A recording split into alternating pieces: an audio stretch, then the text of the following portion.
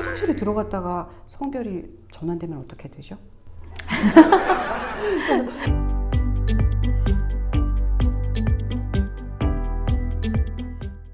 오만과 편견 시청자 여러분 환영합니다.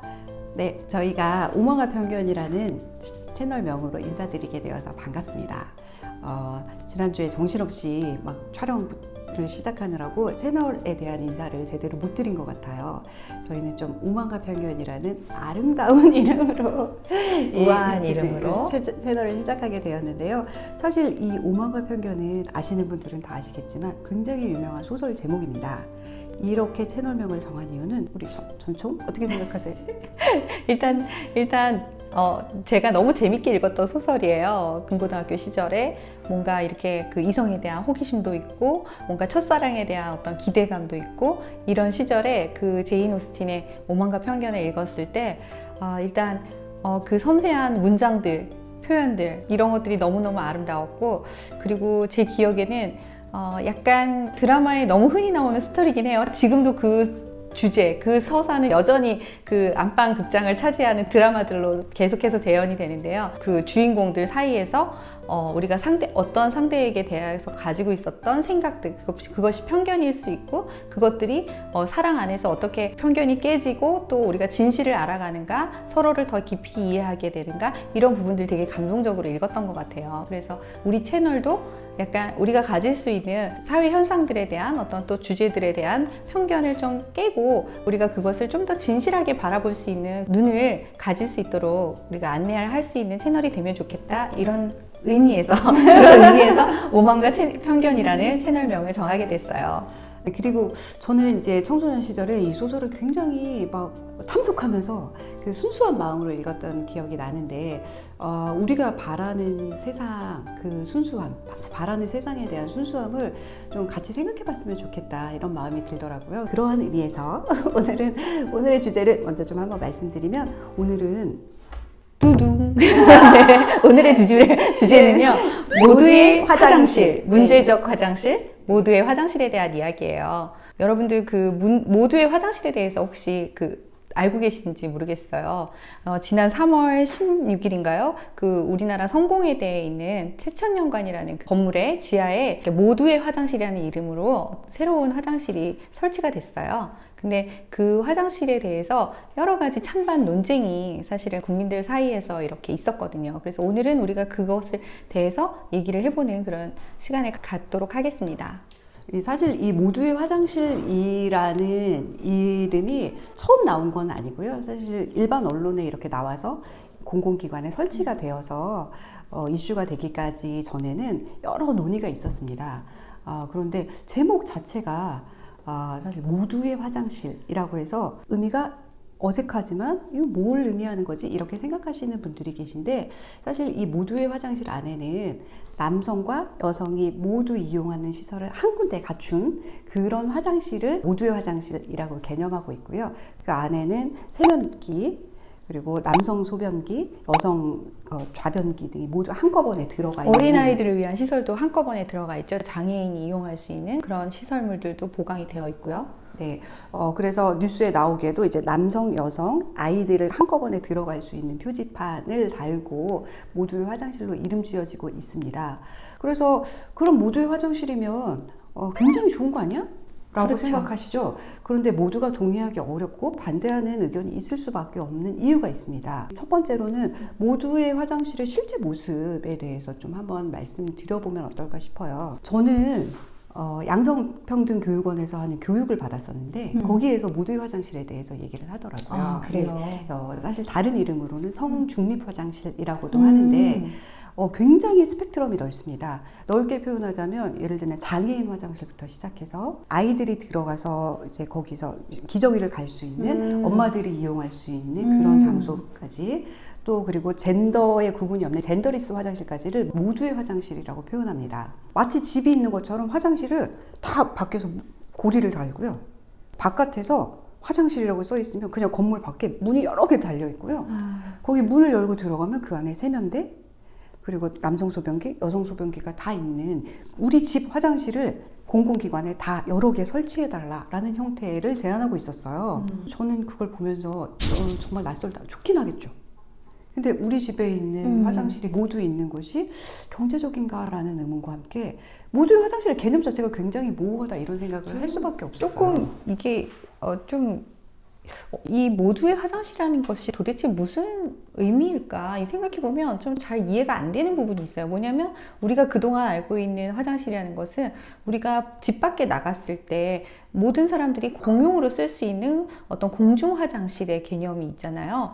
그래서 거기에는 성별에 따라서 구별이 돼 있고 특별히 이제 장애인이나 이런 어린 아이들을 위한 시설들이 보강이 되어 있는데 이미 그런 것들이 다 되어 있거든요. 그리고 여자 화장실 같은 경우는 보면 남자 화장실에 비해서 그 회전율을 높이기 위해서 여러 가지 남자들보다 더 배려를 해가지고 공공 화장실이 이렇게 기준을 만들어 놓고 거기에 준하는 어떤 화장실을 설치하도록 되어 있는데 그런 부분들이 이미 다 되어 있는데 굳이 왜 모두의 화장실이 필요하지? 뭐 예를 들어서 여성 장애인이라면 여성 화장실에 있는 장애인 화장실을 이용할 수도 있고요. 또 어떤 곳은 장애인 화장실은 남녀 구별 없이 이렇게 들어갈 수 있는 화장실도 있어요. 그런 곳이야말로 그냥 성별 구별 없이 그냥 장애를 가진 사람들이 좀 더 편하게 이용할 수 있도록 이렇게 할 수 있고 그럼 어린 아이들은 당연히 부모가 보호해야 되기 때문에 뭐 성별과 상관없이 부모들이 데리고 갈 수 있고요. 그게 전혀 문제가 없는데 근데 저의 마음에도 그런 생각을 있었다가 약간 자극된 부분이 어디였냐면 남성 화장실에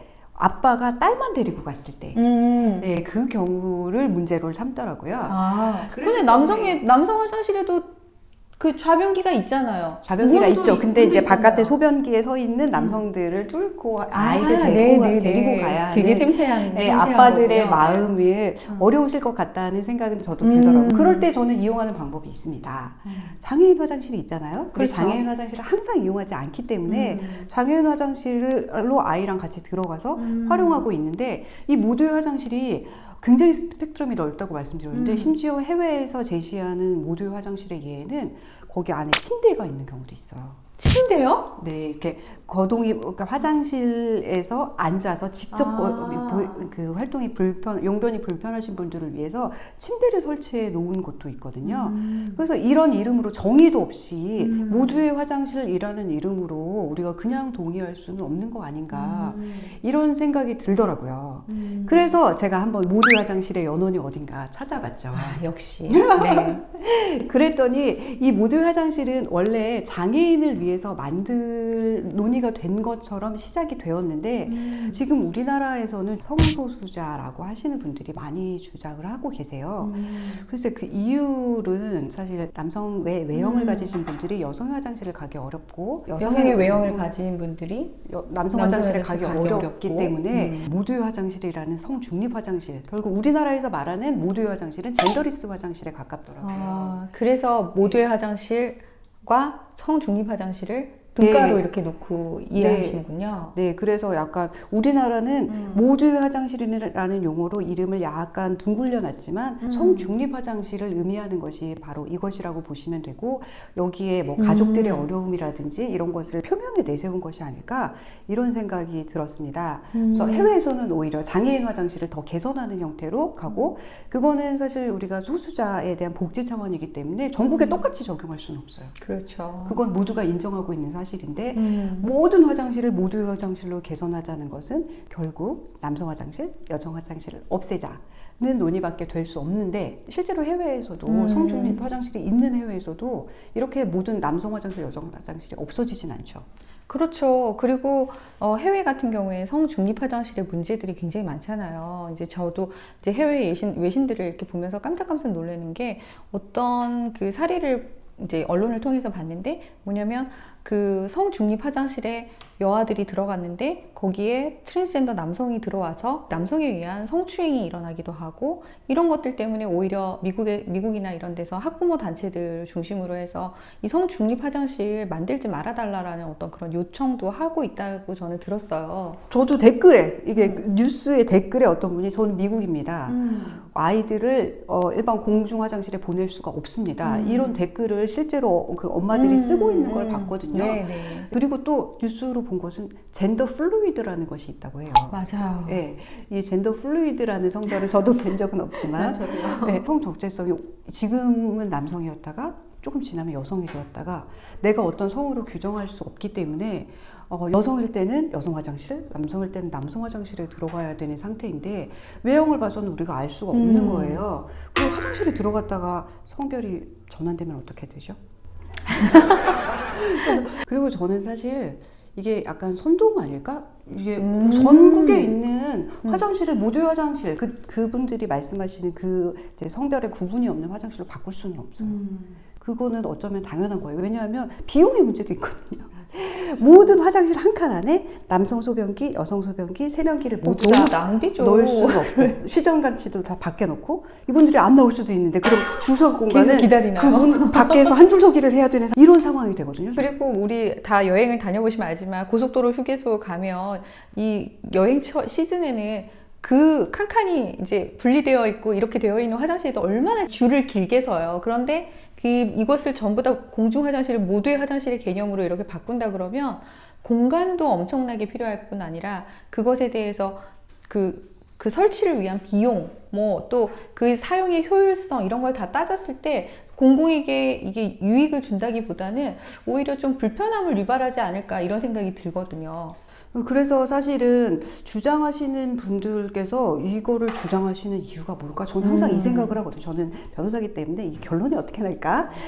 뭘 원하는 걸까? 주장의 요지가 뭘까를 생각해 보면 약간 선동은 아닐까? 조심스럽게 말씀드려 봅니다. 제가 아까 양성평등교육원에서 받았던 화장실처럼 모든 화장실을 성구분 없는 화장실로 만든다는 것은 현실적으로 불가능하기 때문에 상징적으로 우리가 성별을 구분하지 않는 시설을 만들어야 된다는 필요성을 어필하는 형태로 접근되고 그것을 이름을 예쁘게 만든 것이 모두의 화장실은 아닌가라는 의견을 좀 제시해 드릴 수밖에 없어요.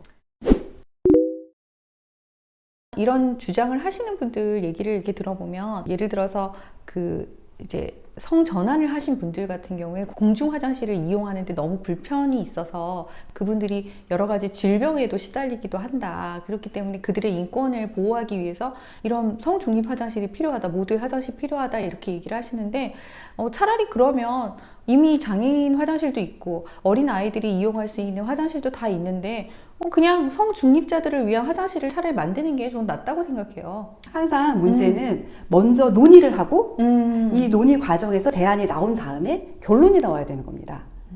화장실을 만들어 보고 문제가 있으니까 수정해 보면 비용과 이것을 수정하기 위한 또 논의와 시간이 걸리거든요. 그래서 충분한 논의가 먼저 있기를 간절히 바라고요. 소수의 불편한 사람들이 물론 계시겠죠.